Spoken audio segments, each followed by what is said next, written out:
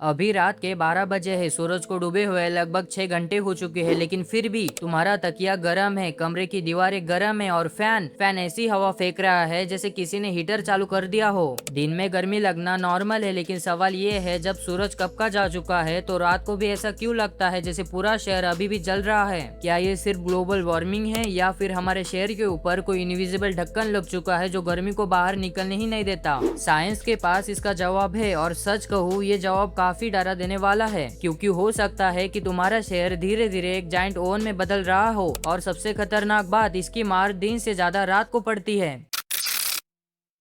अगर तुम किसी गांव या जंगल के पास कभी रात में गए हो तो तुमने नोटिस किया होगा कि सूरज ढलने के बाद हवा धीरे धीरे ठंडी होने लगती है। लेकिन शहर में ऐसा नहीं होता। यहाँ रात को भी सड़कें गर्म रहती है, बिल्डिंग्स गर्म रहती है और हवा भी गर्म लगती है। और इसका रीजन हवा नहीं है, इसका रीजन है हमारा शहर खुद। दिन भर सूरज की रोशनी शहर पर पड़ती रहती है, लेकिन इंटरेस्टिंग बात यह है पेड़ और मिट्टी काफी हीट वापस हवा में भेज देते हैं, पर कंक्रीट और रोड ऐसा नहीं करते। ये हीट को स्पंज की तरह अपने अंदर जमा करते रहते हैं। सड़कें, फ्लाईओवर्स, पार्किंग एरियाज, बिल्डिंग्स पूरा दिन हीट को कलेक्ट करते रहते हैं। सोचो, जैसे तुम फोन चार्ज करते हो वैसे ही तुम्हारा शहर पूरे दिन हीट चार्ज करता रहता है। और जब सूरज ढल जाता है तुम सोचते हो अब ठंडक आएगी, लेकिन असल में तब शहर डिस्चार्ज होना शुरू करता है। और यही है अर्बन हीट आइलैंड, एक ऐसा इफेक्ट जहाँ शहर अपने आसपास के इलाकों से ज्यादा गर्म हो जाता है। कभी कभी रात के समय ये डिफरेंस 3 से 5 डिग्री तक पहुँच सकता है। सुनने में 5 डिग्री छोटा लगता है, लेकिन गर्मी के टाइम पर ये 5 डिग्री ही नींद और बेचैनी के बीच का फर्क होता है। इसलिए जब तुम रात को टेरेस पर खड़े होते हो और लगता है कि हवा भी गर्म है, तो हो सकता है तुम वेदर की गर्मी नहीं, अपने शहर की स्टोर की हुई गर्मी महसूस कर रहे हो। लेकिन कहानी यही खत्म नहीं होती। सोचो, अगर ऑलरेडी गर्म शहर के ऊपर आसमान में एक इनविजिबल ढक्कन भी लग जाए जो इस हीट को बाहर निकलने ही ना दे, तब क्या होगा। और यही से एंट्री होती है हीट डोम की। लेकिन कभी कभी सिचुएशन और भी ज्यादा खतरनाक हो जाती है, क्योंकि शहर की ये गर्मी सिर्फ जमीन तक सीमित नहीं रहती, कभी कभी आसमान भी इसके साथ मिल जाता है। साइंस में इसे हीट डोम कहा जाता है। नाम सुनने में अजीब लग सकता है, लेकिन इसका काम समझना बहुत ही आसान है। सोचो, तुम एक पतीले में पानी उबाल रहे हो और फिर उसके ऊपर एक ढक्कन रख देते हो। अब जो भाप बाहर निकलनी चाहिए थी वो अंदर ही फंसने लगती है। हीट डोम कुछ ऐसा ही काम करता है। एटमॉस्फेयर में एक बहुत ही बड़ा हाई प्रेशर एरिया बन जाता है। ये हाई प्रेशर एक इनविजिबल ढक्कन की तरह काम करता है। नॉर्मल सिचुएशन में गर्म हवा ऊपर उठती है और ठंडी हवा उसकी जगह लेने आती है। इस प्रोसेस की वजह से टेम्परेचर बैलेंस रहता है, लेकिन हीट डोम के दौरान ये साइकिल डिस्टर्ब हो जाती है। ऊपर बना प्रेशर गर्म हवा को आसानी से बाहर निकलने नहीं देता। हीट नीचे ही फंसी रहती है और दिन भर सूरज और हीट ऐड करता रहता है। जैसे जैसे दिन गुजरते हैं टेम्परेचर और बढ़ता जाता है, और इसी वजह से कई बार लगातार कई दिनों तक हीट वेव चलती रहती है। सबसे बुरी बात यह है कि उस वक्त शहर पहले से ही अर्बन हीट आइलैंड की वजह से गर्म होता है, और जब हीट डोम उस गर्मी को कवर कर लेता है तो सिचुएशन डबल डेंजरस हो जाती है। नीचे से कंक्रीट हीट छोड़ रहा होता है और ऊपर से प्रेशर उस हीट को निकालने नहीं दे रहा होता, यानी पूरा शहर एक जाइंट ओवन की तरह बिहेव करने लगता है। लेकिन अभी भी एक और चीज बाकी है जो टेम्परेचर से भी ज्यादा खतरनाक हो सकती है, ह्यूमिडिटी। और ये वही चीज है जो 35 डिग्री को भी 45 डिग्री जैसा फील करा सकती है।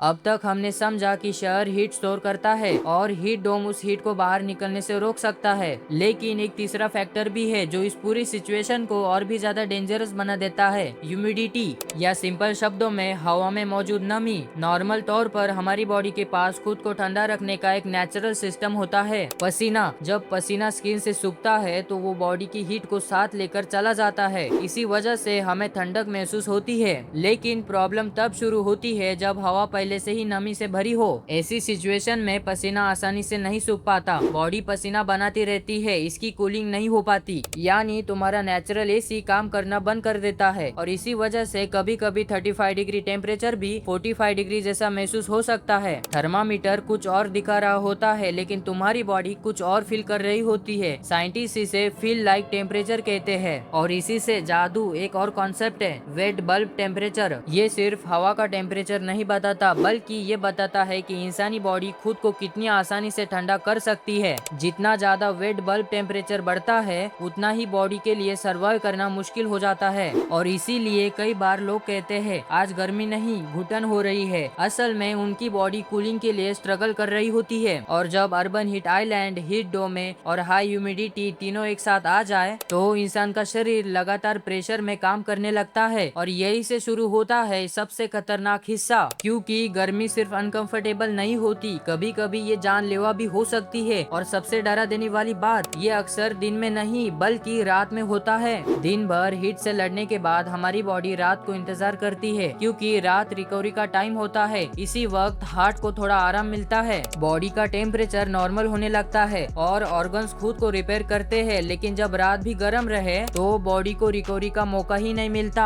हार्ट को लगातार ज्यादा मेहनत करनी पड़ती है, बॉडी को कंटिन्यूअसली खुद को ठंडा रखने की कोशिश करनी पड़ती है और ये प्रेशर कई घंटों तक चलता रहता है। इसी वजह से एक्सट्रीम हीट के दौरान हीट एग्जॉशन, हीट स्ट्रोक और हार्ट से जुड़ी इमरजेंसीज का रिस्क भी बढ़ जाता है। और सबसे खतरनाक बात, कई लोगों को पता भी नहीं चलता कि उनकी बॉडी कितना प्रेशर में काम कर रही है। उन्हें लगता है बस गर्मी ज्यादा है, लेकिन अंदर ही अंदर शरीर अपनी सीमा तक पहुंच रहा होता है। और शायद इसीलिए आज की गर्मी पहले जैसे महसूस नहीं होती, क्योंकि प्रॉब्लम सिर्फ सूरज नहीं है, प्रॉब्लम ये है कि हमारे शहर हीट को स्टोर कर रहे हैं। कभी कभी आसमान उस हीट को ट्रैप कर लेता है और ह्यूमिडिटी हमारी बॉडी के कूलिंग सिस्टम को कमजोर कर देती है। यानी हम सिर्फ गर्मी में नहीं रह रहे हैं, हम एक ऐसे एनवायरनमेंट में रह रहे हैं जो धीरे धीरे और ज्यादा गर्म हो जा रहा है। तो अगली बार जब रात को 12 बजे भी फैन गर्म हवा फेंक रहा हो और तुम सोच रहे हो कि सूरज तो कब का डूब चुका है, तो याद रखना हो सकता है तुम सिर्फ मौसम की गर्मी महसूस नहीं कर रहे हो सकता है तुम्हारा शहर खुद एक जाइंट ओवन बन चुका है और हम सब उसके अंदर रह रहे हैं। सूरज ढल गया है लेकिन शहर अभी भी जल रहा है।